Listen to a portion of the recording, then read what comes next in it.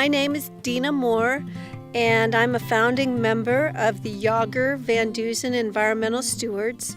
We've been an active watershed group since about 1998 when the Yager Creek portion of the Van Duzen River watershed was listed as sediment impaired. Our watershed group is comprised of the ranching community of the mid-domain of the Van Duzen River watershed. We encompass collectively 80,000 acres. Historically, we are multi-generational. My husband is the 5th generation. Our kids are still involved in our ranching enterprise. They're the 6th, and I'm the most recent proud grandmother of a 8-month-old 7th generation member. So the Van Duzen River watershed is one of the most highly eroded watersheds within the United States. However, within this part of the watershed, which I think we represent 220 square miles or thereabouts, 80% of our sediment is natural and background. So we're really only addressing 20% of the management-related sediment. I became involved in the listing of our watershed by the Environmental Protection Agency, and the mechanism that they're using is called total maximum daily load. So they're looking at watersheds throughout the United States as to what their pollutant is, and our pollutant is sediment. And sediment as a pollutant impacts particularly our fisheries. It fills spawning habitat and pools with fines. That increases the temperature, but also those fines impact the spawning and then the rearing of the juvenile coho, and all along the Pacific Northwest, coho is a species of concern for us. When the EPA listed it as sediment impaired, broke it into 3 subregions.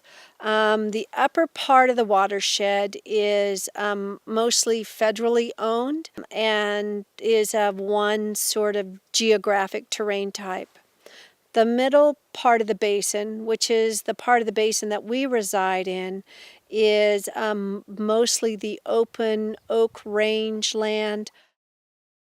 Our timber is sort of more of the fir type, a lot of moving landscape. Through our work, it's been focused primarily on road-related restoration and mitigation, because that is an impairment that we can deal with to reduce the sediment flows from our roads. So through that process, there have been really large fixes that have occurred as well as small fixes. All of the work that we have done has been on private ranch roads, and the firm of Pacific Watershed Associates came in and did an inventory and assessment for the Yager Van Duzen Environmental Stewards on our ranch roads, and that represented 420 miles of ranch roads. And through that inventory and assessment, about roughly 1,000 sites were identified as contributing sediment to the system. So over a period of years, we have systematically been going through a process of applying for grants and using private funds and public funds and all sorts of funds, whatever we could sort of get together and do road upgrades and mitigation on these sites. And so those road upgrades span from removing really large Humboldt crossings that, at times there are posed above it, large sediment yields that, could enter the system, as well as recontouring roads and upgrading failing culverts and putting in critical dips and those sorts of things. So it's been really a whole program, and at this point in time, really have effectively dealt with most of the sediment, I want to say, from probably 85% of our sites that were initially identified.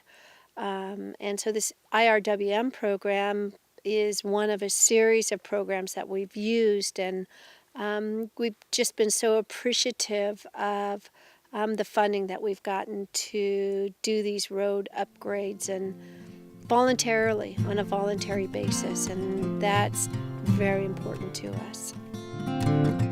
There really truly is so much that we can do collaboratively through, again, building trust and building relationships and finding those sort of sweet spots where we can work together. I would like to continue to promote that, and I think that this funding has been able to help us do that. This program has been able to help us do that, and I look forward to being able to continue to do that sort of work going forward. All of us from this community really want to be here for the long term, and we all really value sustainability, and I guess how we define that is being able to sustain our culture and our heritage and this incredible working landscape that we're fortunate enough to be a part of.